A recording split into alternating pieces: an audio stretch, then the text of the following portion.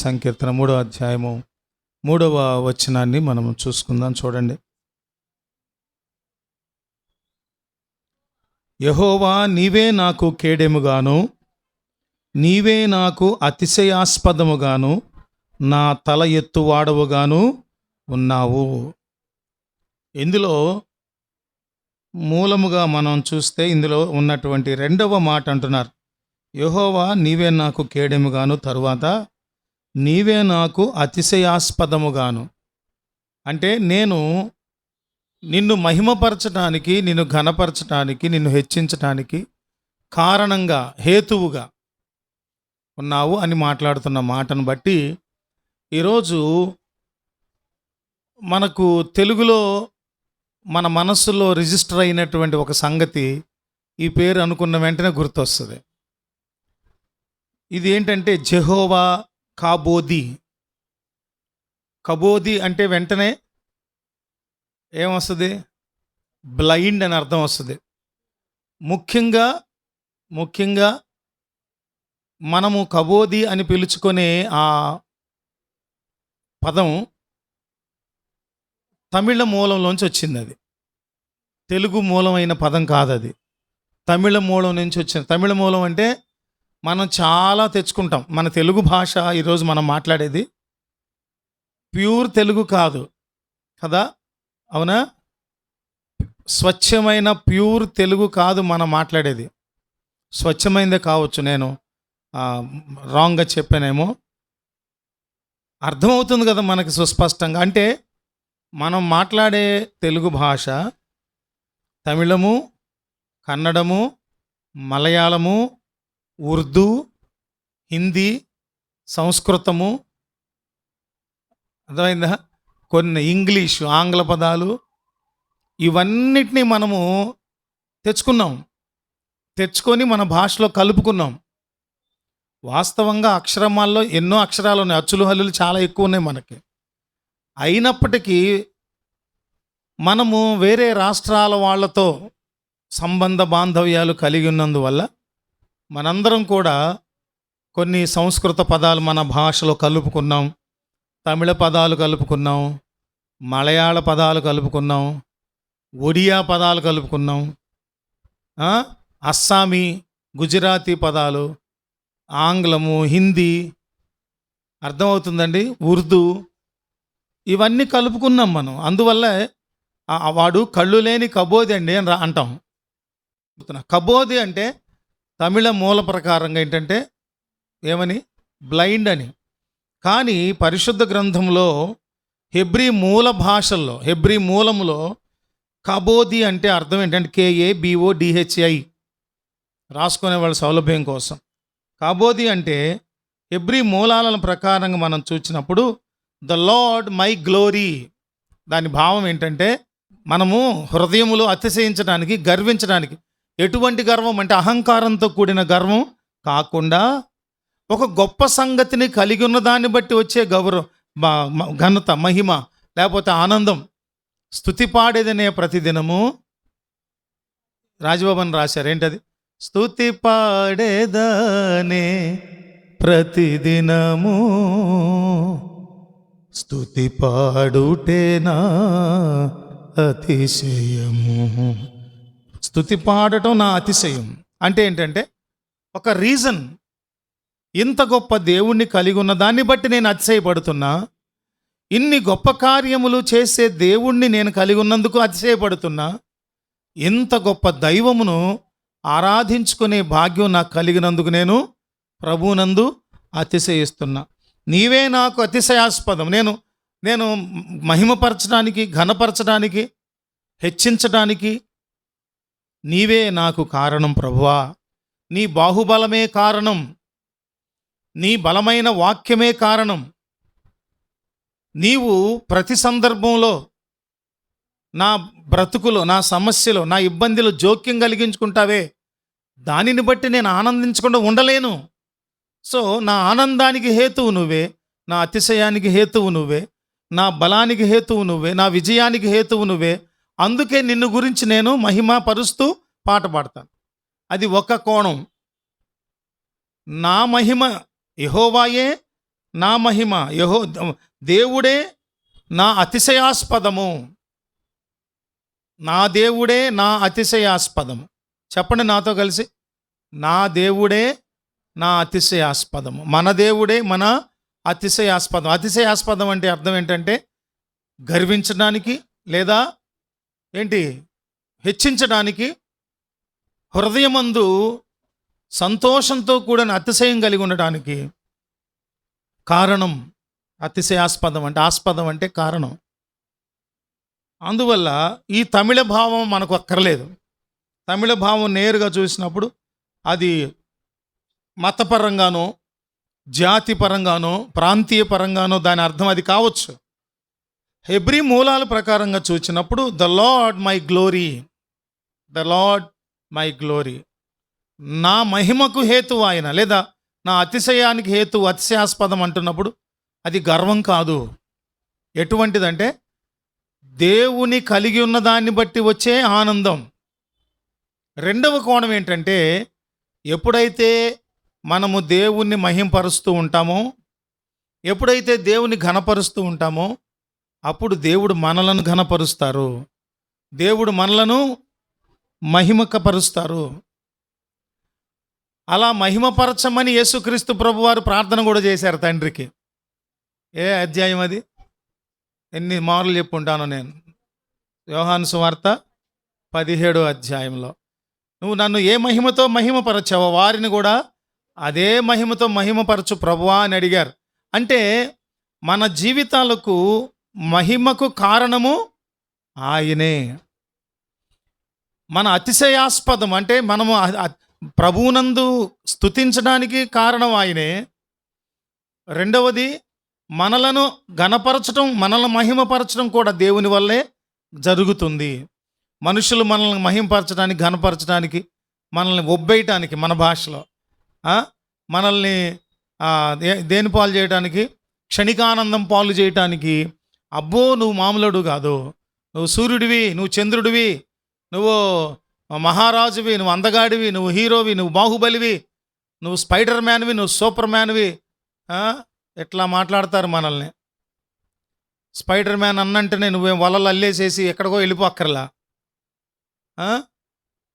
Spider man, నువ్వు super man, నువ్వు hero అన్నంటేనే cinema హీరోలాగా మారక్కర్లా. మనుష్యుల పొగడ్తలు, మనుష్యుల ద్వారా మన కలిగే ఘనత, అది మన పతనానికే దారి, మన నాశనానికే దారి. దేవుడిచ్చే ఘనతను ఎవరూ ఆపలేరు. చాలామంది అంటారు, చాలామంది అన్నారు, అది నా అనుభవంలో, నాకు ఒక లోకంలో ఉన్నప్పుడు, తర్వాత కూడా ప్రభువులోకి వచ్చిన తర్వాత కూడా ప్రపంచంలో చాలామంది గాయకులు మాదిరిగానే నాకు కూడా ఒక క్రైస్తవ గీత రచయితగా, గాయకుడిగా నాకు కూడా బాలసుబ్రహ్మణ్యం గారు అంటే చాలా అభిమానం. ఆయన చనిపోయారు కరోనా సీజన్లో. బాగానే ఉన్నారు కానీ చివరిలో చనిపోయారు. ఆయనను గూర్చి ఒక బ్యాడ్ టాక్ ఉండేది. ఏమని ఉండేదంటే, ఆయనకి రాక అవకాశం వస్తే, అవకాశాల కోసం తిరిగి అవకాశం వస్తే, తను పాడటం మొదలెట్టాక 40,000 పాటలకు పైగా పాడినటువంటి ఆయన ఇంకెవ్వరికి అవకాశాలు ఇవ్వకుండా ప్రతి వాడిని తొక్కేసుకుంటూ నెత్తి మీద కాలేసి తొక్కేసుకుంటూ ఈయన పైకి వచ్చాడు అని అన్నారు. దానికి ఆయన కనీసం నేను ఒక 10 ఇంటర్వ్యూలు చూసుంటాను. 10 ఇంటర్వ్యూలు ఆయన చెప్పింది ఏంటంటే, నేను పాడటం మొదలుపెట్టిన తర్వాత, ఎప్పుడైతే 4 సంవత్సరాలు ఎస్టాబ్లిష్ అయ్యానో, అన్ని భాషల్లో పాడటం మొదలుపెట్టాను, తమిళ, కన్నడ, మలయాళ, హిందీ, తెలుగు భాషల్లో పాడటం ఇంకా నేను ఆగి ఖాళీగా ఉండి వెనక్కి తిరిగి చూసుకున్నది ఏదీ లేదు. అన్ని భాషల్లో అంతమంది, ప్రతి రాష్ట్రం వాళ్ళు, ప్రతి భాష వాళ్ళు నన్ను నాతో పాడించుకున్నారు. నేను అక్కడ ఆగలేదు ఎక్కడ. ఇంకొకటి ఏంటంటే, ఏ వాయిస్ కల్చర్స్ ఉన్నటువంటి కథానాయకులకు ఎలా పాడాలో అలా పాడాను. వాళ్ళు చాలన్నారు, సరిపోయిందన్నారు. ఇంకేంటి అంటే, దేవుడు ఒక మనిషిని ఘనపరచదలుచుకున్నప్పుడు, హెచ్చించదలుచుకున్నప్పుడు దాన్ని ఎవరు ఆపలేరు. నిజమైన తలాంతు, ఆర్ట్ని భూమి మీద ఎవడు తొక్కిపట్టి ఉంచలేడు. కళకున్న గుణం ఏంటంటే, ఎప్పుడైనా సరే కళ అంటే అది క్రైస్తవ భక్తి విధానంలో వాడేదైనా, హిందూ భక్తి విధానంలో వాడేదైనా, ముస్లిం భక్తి విధానంలో వాడేదైనా, ఎక్కడదైనా కళకున్న గుణం ఏంటంటే, ప్రధాన లక్షణం ఏంటంటే, పరిపూర్ణంగా కళ మీద ఆధారపడి లేదా కళను నేర్చుకున్న అబ్బినటువంటి వ్యక్తిని కళ పోషిస్తుంది. సరిహద్దులు దాటింపజేస్తుంది. ప్రపంచ దేశాల చుట్టూ వచ్చేటట్టు చేస్తుంది నిజమైన కళ ఒక వ్యక్తిలో ఉంటే. అందుకని ఇక్కడ గమనించినప్పుడు ఒక వ్యక్తిని మహిమపరచాలన్నా, ఘనపరచాలన్నా, హెచ్చించాలన్నా, గొప్ప చేయాలన్నా అది దేవునికే సాధ్యం. మనుషులు ఎప్పుడు హెచ్చిస్తారు, ఎప్పుడు ఘనపరుస్తారంటే ఆ వ్యక్తితో ప్రయోజనం ఉన్నంత కాలము హెచ్చిస్తారు, ఘనపరుస్తారు. ప్రయోజనం పోయిన తర్వాత, డబ్బులు పోయిన తర్వాత, ఎప్పుడు సంపదలు కలిగిన అప్పుడే బంధువులొత్తురు. అది ఎట్లన్నన్ తెప్పలుగా చెరువు నిండిన కప్పలు 10,000 చేరు గదరా సుమతి అని చిన్నప్పుడు నేర్చుకున్న పద్యం బాగానే గుర్తుంది. ఏంటంటే అవి ఉన్నప్పుడు ఇవి ఉన్నప్పుడు మనల్ని వచ్చి ఇంద్రుడు చంద్రుడు అని పొగుడుతారు. కానీ దేవుడు మనల్ని ఎప్పుడు ఒక రకంగానే ప్రేమిస్తాడు. ఎప్పుడు ఎలా ప్రేమించారో ఎప్పుడు అలానే ప్రేమిస్తారు. ఇంకా ఎంత ప్రేమ కలిగిన వాడంటే దేవుడు, మనము దేవునికి వ్యతిరేకులుగా తిరిగినా, తిరుగుబాటు చేసేవాళ్ళమైనా, లోబడనొల్లని ప్రజలైనా దినమెల్ల నా చేతులు చాపి ఉంటున్నాను అన్నాడు ఆయన. దినమెల్ల వ్యతిరేకించే ప్రజల కొరకు, తిరుగుబాటు చేసే ప్రజల కొరకు, లోబడనొల్లని ప్రజల కొరకు ఆయన చేతులు చాపే ఉంటున్నాడు. అందుకని మై గాడ్ మై గ్లోరీ, నా దేవుడు నా మహిమ అనగా నా అతిశయాస్పదం, అది అసలైన అర్థం. కానీ మనకు ఈ దేవుని గుణలక్షణాలతో ధ్యానించే ఈ పేర్లు వెనక వాక్యాధారం లేకపోతే మనం రాంగ్ ఇంటర్ప్రిటేషన్ ఇచ్చేవాళ్ళం అయిపోతాం. అంతే, అర్థం వేరుగా అర్థం చేసేసుకుంటాం. దేవుడే నా మహిమ అంటే అంతటితో కాదు, ఆ వాక్యాధారంగా చూసినప్పుడు నా అతిశయానికి, నా ఘనతకు, నాకు వచ్చే కీర్తికి, ప్రతిష్టకు ఆధారం దేవుడే. ఆయనే మహిమకు పాత్రుడు, ఆయనే నన్ను మహిమపరచగలడు, నన్ను ఘనపరచగలడు. ఎప్పుడు మహిమపరిచినా, ఎప్పుడు ఘనపరిచినా ప్రభు నన్ను ఒక శరీరిని తలాంతులు ఇచ్చి ఆయన నామం మహిమపరిచే క్రమంలో నన్ను మనుషులు పొగిడితే, నన్ను మనుషులు ఘనుడుగా ఎంచితే ఎప్పుడు గుర్తుపెట్టుకోవాలి, నేను హెచ్చిపోకూడదు, పొంగిపోకూడదు, ఉప్పొంగిపోకూడదు. ప్రజలు నన్ను ఘనపరిస్తే, నిన్ను ఘనపరిస్తే, నిన్ను హెచ్చిస్తే, నీ ప్రతిభ చూసో, నీ టాలెంట్ చూసో హెచ్చించినప్పుడు నువ్వేం చేయాలి? ఎంత నిన్ను పొగుడుతున్నారో అంత నేల మట్టుకు తగ్గించుకోవాలి. ఎంత ఘనత వస్తే అంత దీనత్వం రావాలి, అంత దీనత్వం రావాలి. ఎప్పుడు మనకు తెలిసిన మాట, నిండుగా కాయలు కాసిన మామిడి వృక్షం చెట్లు ఏవైనా అవి నిలబడి ఉండవు, ఏముంటాయి? నేల మట్టుకు వంగి ఉంటాయి. ఎలా వంగి ఉంటాయి. మామిడి కాపు కొత్తలో కోసేటప్పుడు ఆ కోతకి వెళ్ళిన వాళ్ళు మొట్టమొదట కాపు కష్టపడి కోయక్కర్లా, నిలబడే అందేసుకొని కోసేసుకుంటూ ఉంటారు. ఎందుకనంటే ఎంత కాయలు విస్తారంగా కాస్తే అంతగా చెట్టు ఏమైపోతుంది? వంగి ఒదిగి ఉంటుంది. అందుకే మనము యెహోవాయే నా మహిమ లేదా నా అతిశయాస్పదం అన్నాడు. అందువల్ల మనము యెషయా పుస్తకంలో కూడా 42వ అధ్యాయం 8వ వచనం చూడండి. మనము చాలా ఎక్కువ వివరణను చేసుకుంటున్నామేమో అనిపిస్తుంది. అయినప్పటికీ లేఖనాధారంగా ఈ మాటను బలపరిచే సంగతులు మనకు ధ్యానించడం మనకు ఆశీర్వాదం. యెషయా పుస్తకం 42:8 చూడండి. యెహోవాను నేనే, ఏమంటున్నారు ఆయన? యావే. యెహోవా అంటే ఎవరు? చాలా రోజుల నుంచి ధ్యానిస్తున్నాంగా, YHWH, యావే అంటే యెహోవాయే. యెహోవాను నేనే అంటే దేవుడను నేనే, ఇదే నా నామము, మరి ఎవరికి నా మహిమను నేను ఇచ్చువాడను కాను, నాకు రావలసిన స్తోత్రమును విగ్రహములకు చెందనీయను. అందుకని దేవునికి చెందవలసిన మహిమను దేవునికే చెందేటట్లు చేసే భూమి మీద ఉన్న ఒకే ఒక సాధనం ఎవరు? చెప్పండి, గట్టిగా చెప్పండి ఆ మాట.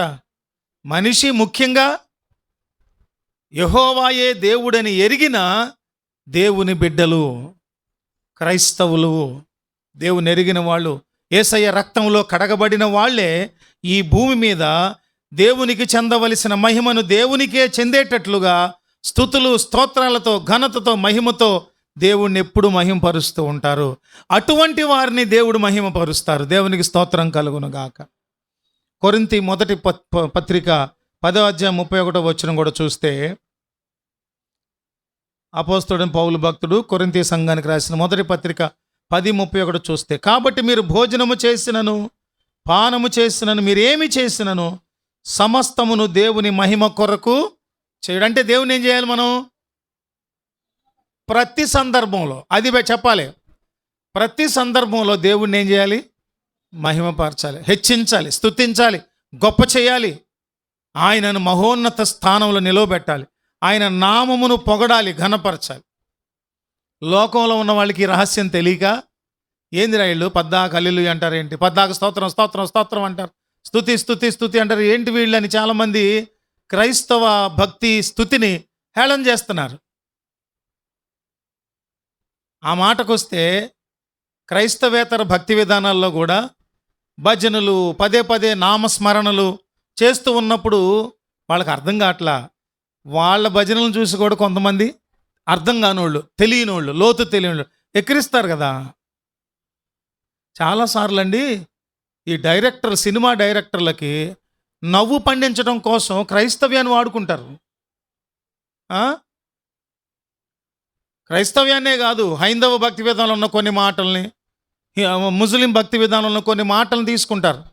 చాలా జాగ్రత్తగా ఉండాలి అట్లాంటి వాళ్ళు. భక్తి లోతు భక్తి విలువలు తెలియని వాళ్ళు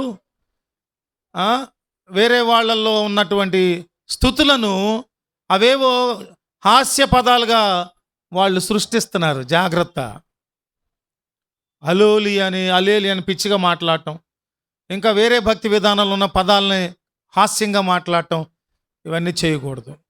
దేవుని నామమును ఎప్పుడు కూడా వ్యర్థముగా, ఆజ్ఞల్లో ఉన్నటువంటి మాట, దేవుని నామమును ఎప్పుడు వ్యర్థముగా ఉచ్చరింపకూడదు. ఆయన నామము శక్తివంతమైనది, ఆయన నామము అగ్ని వంటిది, ఆయన నామము దయ్యపు శక్తులను గడగడలాడించగలిగిన నామం. యేసు నామములో ఉన్న శక్తి అంత గొప్పది.